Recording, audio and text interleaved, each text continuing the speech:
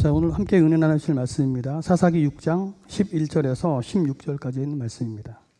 제가 가진 성경책으로는 구약 성경 370페이지에 있습니다.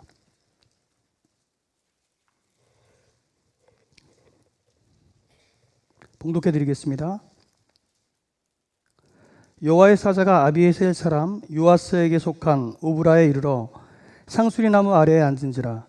마침 요아스의 아들 기브온이 미디안 사람에게 알리지 아니하려 하여 밀을 포도주 틀에서 타작하더니 여호와의 사자가 기드온에게 나타나 이르되 큰 용사여 여호와께서 너와 함께 계시도다 하매 기드온이 그에게 대답하되 오 나의 주여 여호와께서 우리와 함께 계시면 어찌하여 이 모든 일이 우리에게 일어났나이까. 또 우리 조상들이 일찍이 우리에게 이르기를 여호와께서 우리를 애굽에서 올라오게 하신 것이 아니냐 한 그 모든 이적이 어디 있나이까. 이제 여호와께서 우리를 버리사 미디안의 손에 우리를 넘겨주셨나이다 하니 여호와께서 그를 향하여 이르시되 너는 가서 이 너의 힘으로 이스라엘을 미디안의 손에서 구원하라. 내가 너를 보낸 것이 아니냐 하시니라. 그러나 기드온이 그에게 대답하되 오 주여 내가 무엇으로 이스라엘을 구원하리이까. 보소서 나의 집은 므낫세 중에 극히 약하고 나는 내 아버지 집에서 가장 작은 자니이다 하니 여호와께서 그에게 이르시되 내가 반드시 너와 함께하리니 내가 미디안 사람 치기를 한 사람 치듯 하리라 하시니라. 아멘. 하나님 제겐 참 두려운 게 많습니다. 잘 모르는 것도 너무 많습니다. 부끄러운 일은 헤아릴 수도 없고 지치고 힘든 때에도 그때도 의연한 척해야 할 때도 있습니다.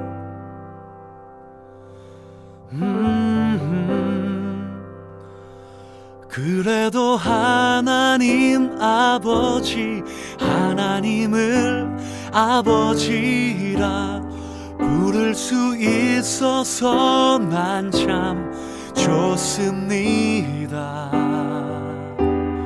오 나의 하나님 아버지 하나님을 아버지라 부를 수 있어서 난 참 다행입니다.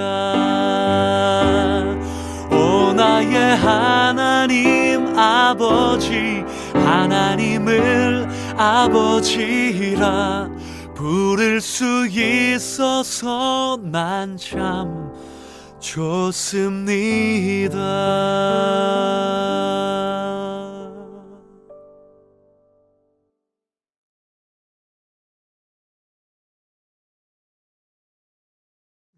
자, 오늘 말씀은요 새로운 시리즈를 시작하는데 이런 그림으로 한번 시작해 볼까요?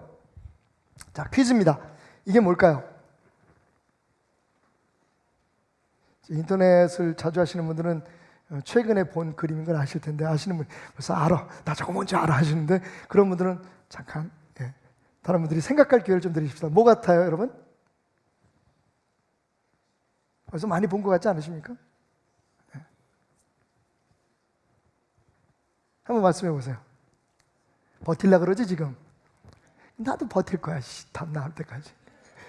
예? 아, 예. 답이 먼저 나왔네요. 그러니까 어떤 분들은 뭐 꿀벌 집 같다고 말씀하시는 분도 있고, 혹은 저거 내가 몇 년 전에 떴던 매주 표면 같아, 뭐 이러시는 분도 계시고, 굉장히 그 빛이 나는 모습의 이 그림은, 이 사진은, 정확하게 말하면 이 사진은 태양의 표면입니다. 인간이 촬영한 초고화질의 그 태양의 표면인데, 그 보이는 조그만 덩어리 있죠.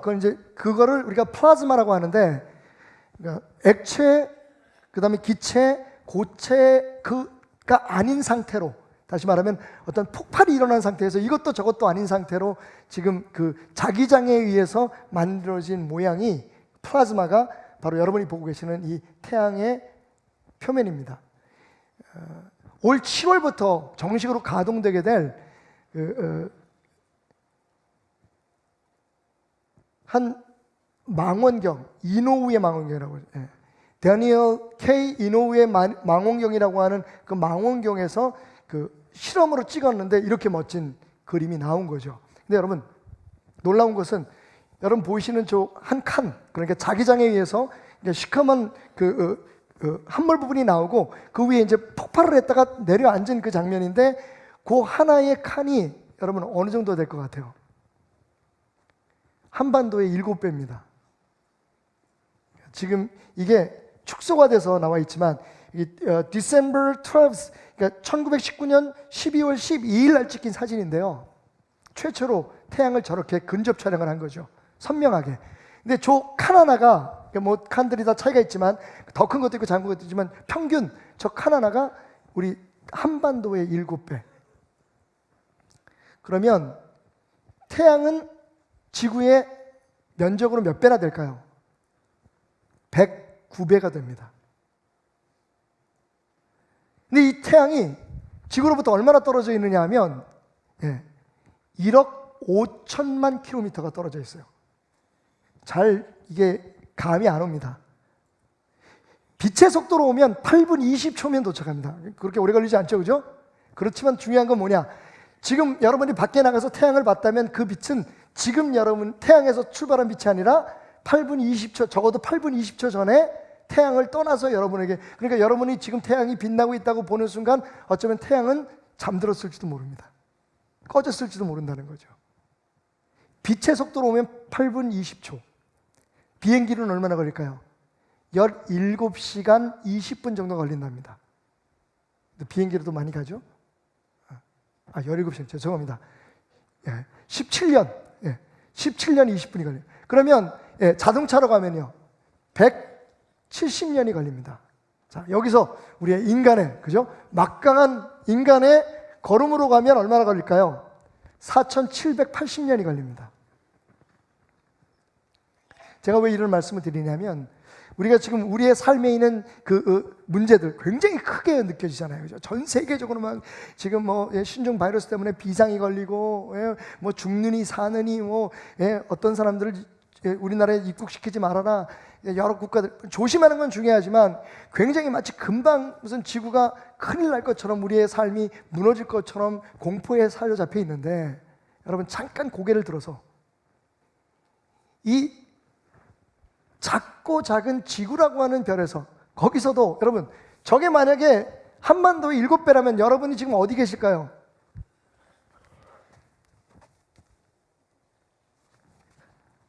우리 교회는 여기 보이겠습니까? 안 보이죠? 그런데 이런 빛나는 태양을 가지고 있는 태양계가 과학자들이면 하나가 아니라는 거죠. 끝을 알 수 없는 그 영원해 보이는 우주를 창조하신 하나님이 우리의 아버지시다. 인류 역사상 하나님께서 빛나게 하신 이후부터 한 번도 식지 않고 저렇게 끝없는 폭발을 일으키고 있는 저 태양을 창조하신 이가 우리의 삶의 주인이라면, 우리가 지금 염려하고 근심하는 것이 얼마나 하나님의 관점에서 보면 하찮은 것인지. 여러분, 눈을 들어서 하나님을 바라보시고 여러분의 마음속에 두려움과 여러분의 마음속에 그 소소한 염려와 근심들이, 우리가 세상에서 생각하면 정말 그냥 죽을 것 같은 그 아픔과 고통조차도, 그런 문제조차도 하나님 안에서 정말 아무런 의미 없는 먼지 하나만도 못한 것일 수 있다는 것을 깨닫고 새 힘을 얻고 용기를 얻으시기를 주님의 이름으로 축원드립니다. 오늘부터 저는 그래서 4주 동안 그 하나님에 대해서 이야기를 하려고 합니다. 우리가 세상을 살다 보면 누구나 어려운 일을 겪게 되죠. 근데 하나님을 믿는 우리들의 입장에서 그 어려움만큼, 우리가 겪고 있는 실제적인 그 어려움이나 고통만큼 또 어려운 게 있습니다. 그게 뭡니까? 우리가 하나님의 자녀인데 우리가 이렇게 교회 열심히 나오고 어떤 어려움이나 위기가 있어도 하나님 앞에 예비하는 것을 하나님과의 약속을 어기지 않으려고 이렇게 노력하고 있는데 그럼에도 불구하고 왜 우리의 삶에 그런 어려움이 생기느냐 하는 거죠. 어려움도 어려움이지만 도대체 하나님은 왜 이런 일이 내게 일어나게 하시느냐? 그게 우리를 힘들게 하죠. 뿐만 아니라 그 어려움 속에서 도대체 하나님은 어디 계실까? 도대체 이 어려움에서 나를 벗어나게 하시기 위해서 일을 하고 계시는 건 맞나? 그 하나님이 나를 여전히 사랑하고 있는 건 맞는지, 이런 고민과 이런 마음속에 생각들이 우리를 힘들게 할 때가 있습니다. 오늘 말씀에 보면 파괴자 혹은 끊는 이라고 하는 뜻을 가진 기드온이라는 한 남자가 나오는데요. 우리가 기드온 하면 주일학교 때부터 배운 신앙의 영웅입니다.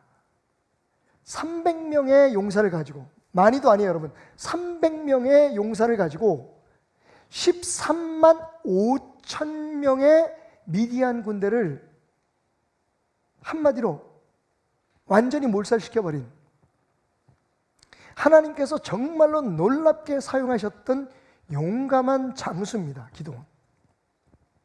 그런데 여러분, 그가 처음부터 그렇게 큰 용사, 하나님 앞에 쓰임받는 사람이 아니었다는 거죠. 오늘 말씀을 보니까 그가 왜 하나님은 이를 이 지경으로 만드셨을까? 우리가 이렇게 아파하는데 하나님은 어디 계실까? 라고 하는 마음속에 질문을 가지고 상수리나무 숲속에서 포도주 틀에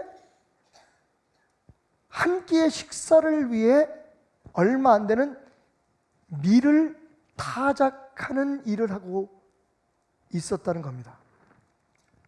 자, 여러분의 이해를 돕기 위해서, 문화적으로 이해를 하지 않으면 이게 무슨 일인지 잘 기억을 못 하실 거예요. 자, 이해를 못 하실 거예요. 그래서 포도주 틀에다가 밀을 타작한다. 이게 무슨 의미일까요?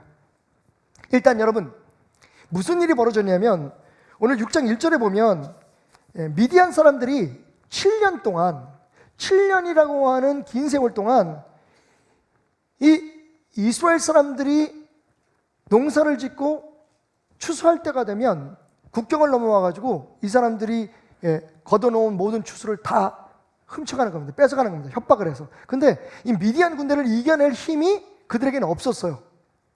그러니까 쳐들어와서 가져가면 다 뺏기는 거예요. 이걸 7년을 지속하다가 보니까 이스라엘 백성들 사이에는 자기들 나름대로의 방법이 생긴 거죠. 그게 뭐냐 하면, 자, 어차피 저 사람들이 뺏어갈 거는, 왜냐면 안 뺏기면 죽이니까, 가져갈 게 없으면 사람을 죽이거나 노예로 끌고 가니까 저 사람들이 가져갈 만큼은 농사를 져서 남겨두고 자신들이 먹을 거는 어떻게 처리를 했냐면 얼마 안 되는 양의 밀을, 주식이 밀이었으니까요, 그 밀을 숲속으로 몰래 가지고 들어가서 포도주 틀에다가 타작을 했다는 겁니다. 포도주 틀, 뭘까요? 우리가 생각할 때 무슨 기계 같은, 그죠? 어떤 도구 같은 느낌이 있잖아요. 틀이라고 하니까. 포도주를 짜내는 어떤 무슨 구조물일 것이다라고 하는 생각이 있는데, 사실 여러분 이스라엘의 그 포도주 틀을 여러분들이 아신다면 생각이 달라지죠. 이건 뭐냐면 그냥 말 그대로 평평한 돌에 움푹한 구멍을 파놓은 거예요. 이스라엘 사람들이 그들이 말하는 코쇼 와인을 어떻게 만들었냐면 포도주를 수확을 해서, 포도를 수확해서 그 포도를 움푹 파인 일부러 만들거나 혹은 그렇게 만들어진, 자연적으로 만들어진 홈이 파인 큰 돌판에다가 그 포도를 집어넣고 맨발로 그 포도를 밟지요. 그래서 그 포도를 으깬 후에 그것을 담아서 숙성을 시키면 거기에서 알코올 발효가 일어나면서 포도주가 되는 겁니다. 그러니까 이 포도주 틀이라고 하는 것은 그렇게 대단한 게 아닙니다. 무슨 노력을 들여서 만들었거나 기술이 필요한 게 아니라 말 그대로 그냥 돌판에다가 움푹 파인 데다가 그냥 포도를 집어넣고 밟는 거예요. 근데 거기다가 밀을 지금 타작하고 있다는 말, 여러분 상상이 가십니까? 원래 밀은요 어디에서 타작해야 돼요? 밀뿐만 아니라 벼도 마찬가지예요. 시골에 사시는 분들은 알겠지만 타작을 할 때는 뻥 뚫린 넓은 공간에서 해야 됩니다. 통풍이 잘 돼야 돼요. 그래야만 타작할 때 나오는 그 여러 가지 그 부유물들이 있잖아요. 그런 것들이 바람에 날려가죠. 안 그러면 사람들이 견뎌낼 수가 없습니다.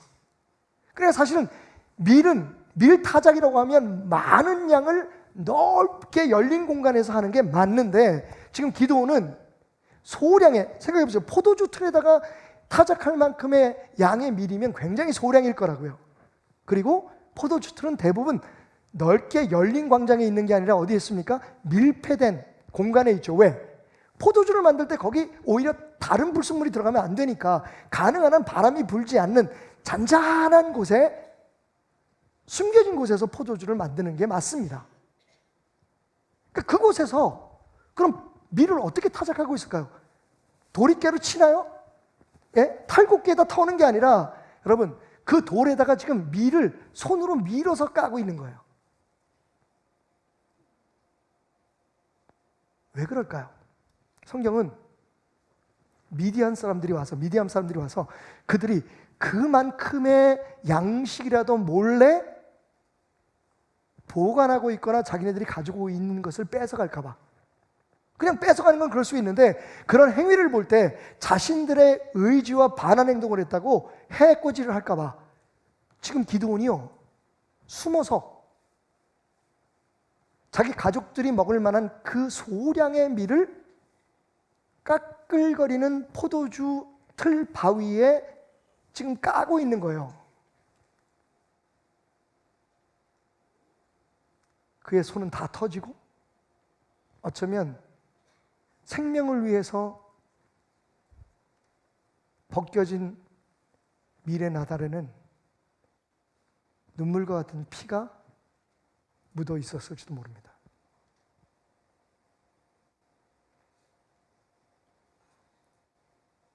그 두려움에, 그 공포에, 그런데 그럼에도 불구하고 그 하기 싫고 그 정말로 부끄러운 일을 해야만 하는 그 기드온에게 갑자기 싸한 느낌이 느껴집니다. 여러분, 그런 거 경험해 보셨죠? 무슨 일을 막 열심히 하고 있는데, 근데 그게 좋은 일이 아니라 남이 보면 안 되는, 남에게 들키고 싶지 않은 그런 것들을 다 보고 있을 때, 그런 일을 하고 있을 때 갑자기 누가 내 뒤에 있는 것 같은, 갑자기 뭔가 자기를 지켜보는다는 느낌이 있어가지고, 여러분, 그 상수리 나무 한가운데에 있는 포도주 틀에서 고개를 들어서 딱 보는 순간 화들짝 놀라죠. 왜? 언제부턴지 모르게 그 상수리 나무 아래 쪼그리고 앉아서 자기를 지켜보고 있는 한 사람, 낯선 사람과 눈이 마주치게 된 겁니다. 저게 누굴까? 들켰나? 혹시 미디안의 첩자일까? 왜냐하면 한 번도 보지 못했던 사람이고, 심지어는 그의 주변에 신비로운 느낌이 느껴졌기 때문이죠. 그때 그 사람이 먼저 입을 엽니다. 큰 용사여, 여호와께서 너와 함께 계시니라. 와우.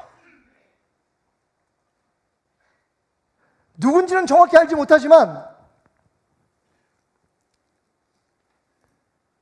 내 마음속에 그렇게 한 맺히듯 원한알차게 불렀던 그 이름 여호와, 그분의 권위를 가지고, 그분의 말씀을 가지고 내게 찾아온 사람이라는 것을 발견하는 순간, 여러분, 기드온은 어떻게 태도를 취했을까요? 아, 하나님이십니까? 아, 하나님 이제 오셨군요. 그렇게 반응할 수 없었습니다. 기드온이 뭐라고 얘기합니까? 오 나의 주 여호와께서 우리와 함께 하시면 어찌하여 이 모든 일이 우리에게 일어났습니까? 말도 안 돼요. 하나님이 우리와 함께 있다고 당신은 얘기하지만, 그 하나님이 나와 함께 있고 우리 백성과 함께 있고 우리 가족과 함께 있다면 왜 우리 가정에 이런 숨어스러운 일들이 일어납니까? 왜 우리가 이렇게 숨어서 이 한 끼 밥을 위해서 이 짓을 해야 됩니까? 그의 마음속에 담겨져 있던 분노가 쏟아져 나온 순간이었습니다. 그러면서 뭐라고 얘기하냐면요, 우리 조상에게 애굽에서 우리 조상을 이 가나안 땅으로 인도할 때에 하셨던 모든 약속을 하나님은 잊으신 것이 분명합니다 라고 오랫동안 이제는 7년 동안의 그 반복되는 고난과 그 가운데 놓지 않으려고 붙들었던 여호와께서 오셔서 우리를 구해 주실 것이라고 하는 소망마저도 시들어져가는 그 마음에 새로운 불길이 타오기 시작했던 거죠. 여러분, 여기서 잠깐 우리가 깨달아야 될 하나 놀라운 진리가 있습니다. 한번 따라해 볼까요? 하나님의 사랑 겁나게 징합니다. 원래 그렇게 표현을 하지 않았고요. 하나님 사랑 앞에 숨을 곳은 없다. 여러분 보십시오. 하나님이 누구를 찾아오셨습니까? 기드온입니다. 기드온이 누구입니까? 하나님의 이름으로, 믿음으로 하나님의 약속을 붙들고 나아가서 적들과 맞서 싸우는 용사가 아닙니다. 그들을 피해서 숨어서 몰래 들킬까봐 포도주 틀에 밀을 타작하던 사람이었습니다. 여러분, 기드온이 누굽니까? 놀라지 마십시오. 계속되는 말씀을 읽어보면 기드온은요, 여러분, 바알과 아세라 신을 섬겼던, 이게 말이 됩니까 여러분? 하나님의 백성인데 그들 가운데 이미 우상을 섬기고 있는 사람들이 있었는데 그냥 섬기는 게 아니라 그 섬겼던 사람의 우두머리, 제사장 노릇을 했던 아버지로 가지고 있었던 사람이에요. 지금 말하면 무당 아들입니다.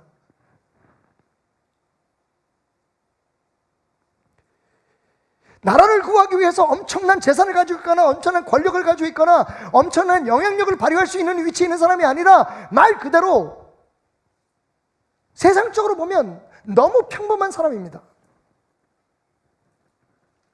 무당의 아들입니다. 목사 아들도 아니고.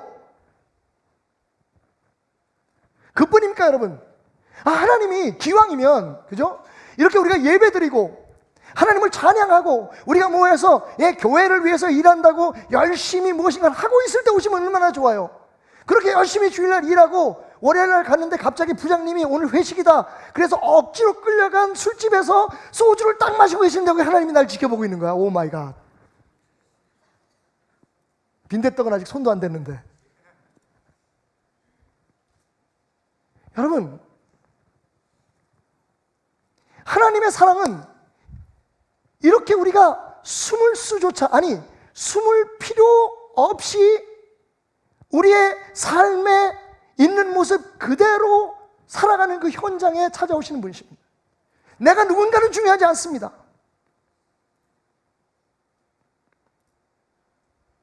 하나님의 사랑 앞에 숨을 수 있는 사람은 아무도 없습니다. 하나님은 우리를 찾아오십니다. 있는 모습 그대로 우리가 일하는 그 현장에 정말 하나님이 은혜롭게 서로 부부가 앉아가지고 우리 여보 올해 위해서 우리가 잘 살도록 기도합시다. 우리 아이들 잘 키우도록 기도합시다. 이렇게 기도하는 현장에 찾아오면 얼마나 좋아요. 참다가 뻥 터져가지고 부부가 서로 막 네가 오르니 내가 오르니 막 그래 그만 살아. 네가 먼저 살자 그랬잖아. 막 이러는데 저기서 하나님이 이렇게 웃으며 쳐다보고 계세요. 오 마이 갓. 여러분, 하나님의 사랑은 정말 징하십니다. 하나님의 사랑은 한계가 없습니다. 흔히들 많은 사람들이 생각할 때 우리가 하나님을 예배하고 하나님을 찬양하고 하나님을 위해서 뭔가를 막 헌신할 때 하나님 우리를 찾아오신다고 생각하지만, 여러분, 성경에 나타난 하나님은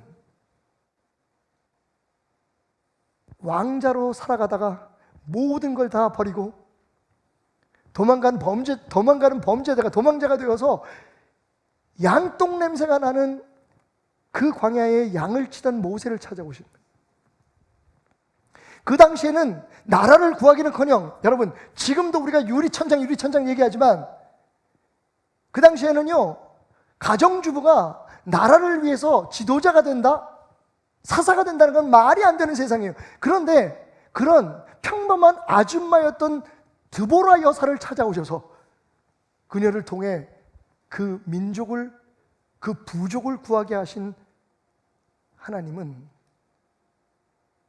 그 당시에 인정받지 못했던 한 여인을 직접 찾아오셨어요. 자기의 신분을 감추고 어떻게든 살아남기 위해서 잡혀간 나라의, 포로로 잡혀간 나라의 왕의 부인으로 살아가야 했던 에스더에게, 고아였던 에스더에게, 그 누구와도 마음을 나누지 못하고 그 누구도 의지할 수 없었던 그녀에게 찾아오신 분이 하나님이셨단 말입니다.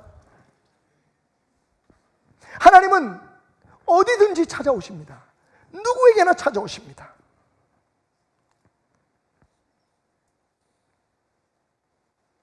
그런데 문제는요, 그렇게 찾아온 하나님, 그 크신 사랑 앞에 기드온이 어떻게 반응했다고요?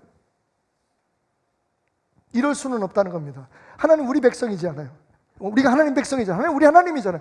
하나님이 가래서 온 땅에 왔는데 왜 우리가 이런 어려움을 겪고 왜 이런 수모를 겪어야 합니까? 여러분, 기드온의 말에는 잘못된 것이 하나도 없습니다. 우리도 가끔 그런 고민을 해요. 아니, 아침에 기도하고 사업체 문을 열고 매일매일 기도하면서 말씀 보면서 교회 열심히 빠지지 않고 나오고 헌금도 하고 이러면서 신앙생활을 하는데 왜 우리 가정에 이런 문제가, 왜 우리 나라에 이런 문제가, 우리의 삶에 이런 문제가, 우리 교회에 이런 문제가, 여러분 사실은 그 문제 자체에 대한 문제의식으로 보면 문제가 없어요. 그런데 여러분, 기드온이 미처 자기 마음속에 자신만의 생각과 판단 때문에 보지 못했던 게 뭘까요? 사실 하나님의 사랑이 문제가 아니었다는 겁니다. 그 하나님의 사랑 앞에 반응하는 하나님의 백성들의 자세, 즉 불순종이 문제였다는 거죠. 우리 마음속에 이 진리를 박아넣기 위해서 한번 입술로 고백해 보십시다. 하나님의 사랑이 아니라 나의 불순종이 문제다. 이어지는 상황 속에서 하나님께서 기드온에게 제일 먼저 명령하신 게 뭔지 아세요? 오늘 밤에 너는 집에 가서 네 아버지가 제사 드리는 바알과 아세라 신들을, 그 우상들을 다 부셔버려라. 기드온의 이름이 왜 기드온인지 아시겠죠? 그 얘기는 뭐예요? 하나님의 백성이라고, 하나님 지금 어디 있냐고, 하나님 왜 우리를 도와주지 않느냐고 그렇게 원망하는 그 백성들은 이미 하나님이 가장 싫어하시는 우상 숭배에 깊이 빠져 있었고, 심지어는요 그들 가운데 제사장들이 나왔다는 거예요. 기드온 아버지가 제사장이었어요. 기드온은 하나님 우리를 안 도와주시고 우리가 이렇게 어려움을 당하고 우리가 힘든 그것만 생각했지, 하나님께서, 왜 사랑하시는 하나님께서, 그 사랑이 끝이 없고 한이 없으신 약속을 하시면 그것을 지키신 하나님께서 왜 그들의 삶에, 그들의 가정에, 그들의 부족에게 그런 어려움을 주시는지, 그것이 우상을 숭배하는 하나님의 뜻을 어김으로 말미암아 그들이 겪게 되는 어려움이라는 것을 생각하지 못했다는 거예요. 오늘도 마찬가지입니다, 여러분. 우리가 어떤 문제가 생기면 그 문제 때문에 막 마음 아파요. 왜 내가 이런, 하나님 왜 내가 뭘 잘못해서, 내가 얼마나 기도 열심히 했는데, 내가 얼마나 교회 충성하는데, 내가 얼마나 뭘 하는데 왜 내가 지금 예배드리고 하나님 앞에 내가 주일을 빠진 적이 있습니까? 뭘 한 적이 있습니까? 근데 왜 내 삶에, 여러분 부디 우리가 기드온 같은 어리석은 생각에 하나님의 그 한없는 사랑을 스스로 거부하는 그런 하나님의 사람이 되지 않기를 주님으로 축원합니다. 어떤 문제가 있거나 아픔이 있을 때, 특별히 지금 우리가 겪고 있는 이 사회적이고 국가적이고 세계적인 문제 앞에서 여러분 우리가 한번 돌아봐야 돼요. 어제도 어떤 목사님과 대화를 나누면서 지금 우리가 겪고 있는 대부분, 여러분 아시죠? 이 사스나 메르스나 이번에 있는 이 신종 바이러스도요 다 코로나 바이러스에 의해서 생기는 거죠. 얘네들도요 자꾸만 변이를 시도합니다. 그러니까 우리가 거기에 대한 약을 만들면 그 약으로 잡을 수 없는 새로운, 다 같은 바이러스에, 같은 종류의 바이러스에 의해서 지금 발생하는 거예요. 이름만 다를 뿐이지. 그러니까 걔네들이 계속 진화하고 있어요. 근데 가만히 생각해보면 그 바이러스들이 다 어디서 왔습니까? 놀랍게도 다 짐승들에서부터 온 거예요. 돼지 콜레라는 어떻게 생겼습니까? 돼지들을 그 조그만 공간에 인간의 욕심 때문에 모아놓고 돼지들이 먹으면 안 되는 음식들을 먹여가면서, 그죠? 더 살찌게 하려고 운동도 안 시키고 그냥 모아놓고 한 곳에서 거기에서 질병이 발생하는 겁니다. 광우병은 어떻게 생겼습니까, 여러분? 소는 풀을 먹는 짐승이에요. 하나님 그렇게 창조하셨습니다. 그런데 그 소에게 더 살을 찌게 하려고, 더 빨리 팔아먹으려고, 더 많은 돈을 벌이려고 그 소에게 자기 몸에서 나온 내장의 부유물을 사료에다 섞어서 먹였단 말이에요. 이건 아직 확실치는 않지만 그래도 대부분 정설처럼 지금 퍼져가고 있는 이 코로나 바이러스의 원래 바이러스가 어디에 있었다고 얘기합니까? 박쥐에게 있었다죠. 먹을 게 없어서 박쥐를 먹었겠어요? 생각해보면 여러분, 지금 우리 당장, 맞아요, 이게 더 퍼져나가지 않고 어떻게 하면 우리나라의 경제에 악영향을 미치지 않고 또 뭐 정치하는 사람들은 이게 다가올 총선에 어떤 영향을 미치고 이런 걸 고민하겠지만 사실은 그 이전에 우리가 생각해야 될 게 있다는 거예요. 지금 우리가, 여러분, 요즘 적지 않게 우리가 보게 되는 포털 사이트의 사진이 뭐냐면요, 바다에서 죽어서 잡힌 그 어부들의 그물에 걸린 고래의 배를 갈라보니까 거기 땡땡 사이다 페트병이 있고요, 모모 라면 봉지가 들어있더라는 거예요. 저 태평양에서 사는 고래 뱃속에. 맞아요, 여러분. 당장 힘들고 어려우니까 우리가 겪는 일들에 대해서 억울하고 우리가 그것 때문에 하나님 믿고 열심히 하나님 우리 고난에서 벗어나려고 하는데 하나님 안 도와줘, 짜증나고 화날 수 있지만 여러분, 진짜 문제는 하나님의 사랑이 변한 게 아닙니다. 하나님의 약속이 취소된 게 아닙니다. 문제는 하나님께서 분명히 말씀하셨어요. 너희 앞에 복과 저주를 함께 놔둘 거다.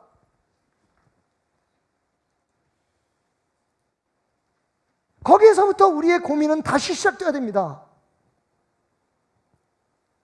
문제를 해결하는 것보다 그래서 해석이 더 중요하다고 말씀드렸던 것은 우리가 겪고 있는 일들에 대해서 분명히 하나님의 무슨 뜻이 있을 거라는 거예요. 그걸 깨닫지 못하면 여러분, 지금 이번은 어떻게 우리가 힘을 모아서 잘 넘어갈 수 있을지 몰라요. 하지만 여러분, 사스, 메르스, 신종 바이러스, 코로나, 그 다음에 또 뭐가 올까요? 지금 우리가 선교하려고 하려고 하는 동아프리카에 70년 만에 메뚜기 떼들이 몰려들어가지고요, 지금 난리입니다. 남수단은 반 이상이 기아에 시달리고 있다고 합니다.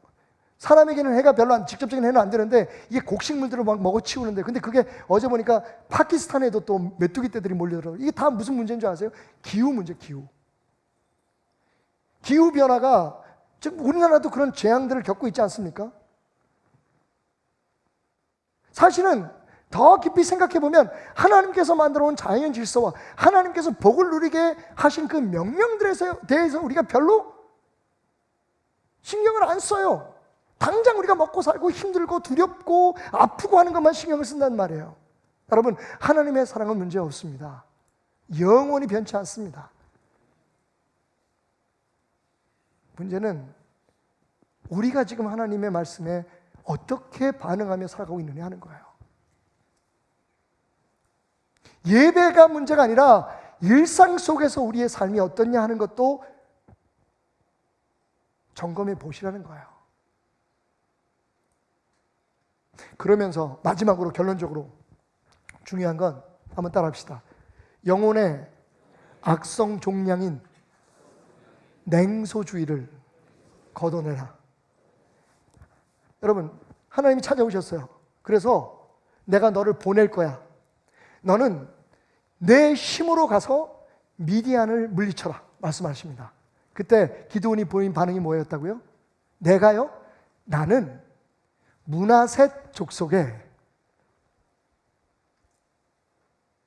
우상을 섬기는 제사장의 아들일 뿐입니다. 한간 나는 평범한 사람조차도 될 수 없는 존재인데 거기다가 저는 막내입니다. 제가 뭘 어떻게 할까요? 이게 냉소주의예요, 여러분. 중요한 건 하나님이 하시겠다잖아요. 그죠? 우리의 상황이 문제가 아니라 하나님의 말씀, 하나님의 계획, 하나님의 사랑을 초점을 맞춰야 되는데 하나님이 뭘 어떻게 하든지 안 된다는 거예요, 나는. 자, 한번 따져볼까요? 므낫세는 누구입니까? 여러분, 므낫세는 요셉의 아들입니다. 애굽에서 요셉이 처음 낳은 두 아들 중에 맏아들이에요. 그 얘기는 뭡니까? 보디베라라고 하는 애굽의 제사장, 다시 말하면 태양신을 섬기는 제사장, 다른 말로 무당의 손자예요. 므낫세는 유대인의 전통에 의하면 유대인의 조상이 될 수 없는 사람이에요. 혼혈입니다. 그런데 혈통적인 혼혈이 문제가 아니라 신앙적으로 이게 문제가 있어요. 므낫세는 하나님을 믿는 엄마 밑에서 태어난 게 아니에요. 아스낫이라고 하는 므낫세의 엄마는 무당의 딸이었습니다. 기드온도 그죠? 이방신의 딸이었어요. 이방신을 섬기는 제사장의 딸 아들들이에요. 이 사람들이 다. 근데 므낫세에게 정말 충격적인 일이 벌어집니다. 그게 뭐냐면 야곱이 죽기 전에 요셉의 두 아들을 데리고 오라고 하죠. 애굽에서 난 두 아들을 데려와라. 하나는 에브라임이고 하나는 므낫세. 므낫세가 형이고 에브라임이 둘째입니다. 그러니까 당연히 요셉은 큰 형인 므낫세의 머리에 야곱이 오른손을 얹을 줄 알았죠. 그리고 둘째에게는 왼손을. 그런데 갑자기 이 늙은 아버지 야곱이 손을 이렇게 뻗다가 크로스를 합니다.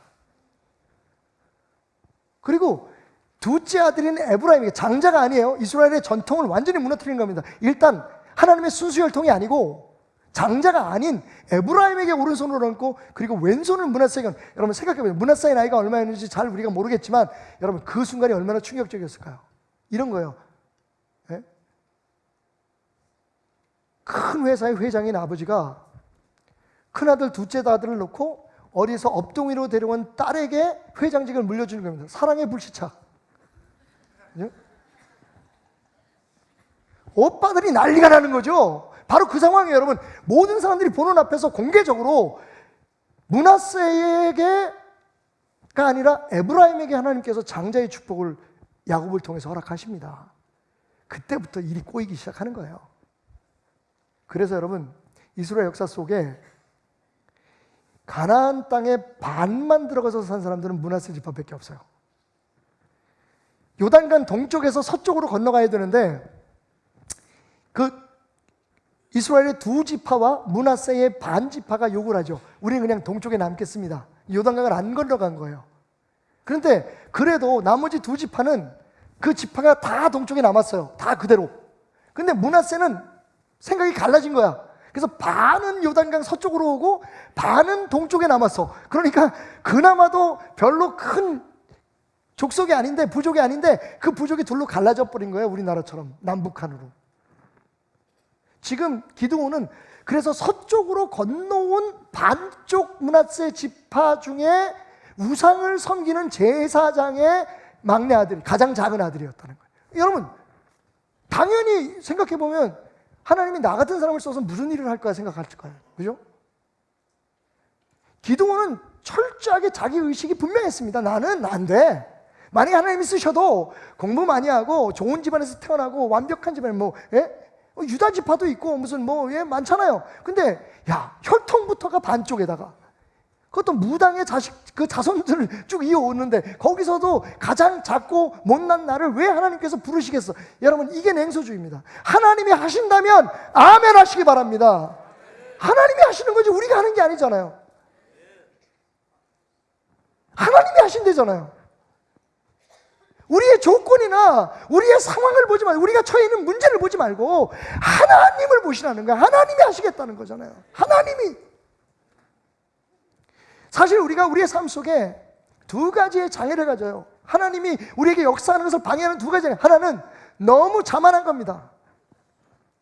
내가 하나님이 되려고 하는 생각이에요. 내 뜻대로 되면, 내 방법대로 되면 내가 하고 싶은데 하나님 조금만 도와주세요. 그것이 하나님의 온전한 역사를 방해합니다. 두 번째는 뭐냐? 하나님이 뭐고 못해. 이 상황은, 이 환경은 하나님도 어쩔 수 없어. 이 지나친 냉소주의와 너무 지나친 자기 중심적인 생각이 사실은 하나님의 역사를 방해하는 두 개의 담인 거예요. 이것이 무너져야 하나님께서 역사하십니다. 이것을 파괴하라고 하나님 기도를 찾아오신 거예요. 이것을 파괴하라고 하나님은 소를 몰던 엘리사를 찾아오신 거예요. 농사꾼을 찾아오신 거예요. 하나님은 그렇게 모든 것을 다 포기하고 이제는 삶의 희망조차 없었던 모세를 들판으로 찾아오신 거예요. 그렇게 편안하고 잘 살던 아브라함을 그래서 하나님은 빈털터리로 불러내신 거예요. 하나님이 우리에게 원하시는 것이 무엇인지 아세요? 내 힘으로 할 수 없습니다, 하나님. 그런데 하나님이면 하실 수 있습니다. 이 두 개의 고백이 우리의 삶 속에 자만과 그리고 냉소주의를 물리치고 매덤으로 하나님, 당신의 뜻대로 되기 원합니다. 하나님 하실 수 있습니다. 그렇게 고백할 때 하나님께서 이 작은 민족을 사용하셔서, 우리 작은 교회를 사용하셔서, 우리 작은 사람들을 사용하셔서 하나님의 놀라운 기적을 일으키십니다. 300명으로 13만 5천을 물리쳤다니까요. 왜 그렇게 하셨겠어요? 하나님 재밌어서? 하나님의 능력을 보여주시기 위해서입니다. 그것이 믿음입니다. 여러분, 오늘 저는 여러분들이 어떤 상황에, 어떤 문제 앞에 부끄러워 얼굴을 내보이지 못하고 무엇인가를 숨기고 정말 매일매일 다 내일이면 나가 때려치고 말겠다고 하는 그 지겨운 일터에, 그 지겨운 삶의 현장에 나가 있는지, 그런 가정에서 여러분들이 버텨내고 있는지 저는 모르겠어요. 하지만 분명한 건 당신의 삶 저 상수리 나무 아래 당신을 지켜보고 계시는 분이 있습니다. 조금만 고개를 들어보세요. 저 하늘에 태양을 빛나게 하신 분, 저 끝도 없는 우주를 창조하시고 그 안에 정말 먼지 하나만도 못한 나를, 네가 큰 용사다. 아니, 다른 데 쳐다보지 마. 나는 너를 사용해서 내가 뜻하는 너를 통한 그 일을 이루려고 해. 다른 사람 아니다. 나는 네가 필요해. 내가 너를 보내노라. 큰 용사여, 나만 바라봐라.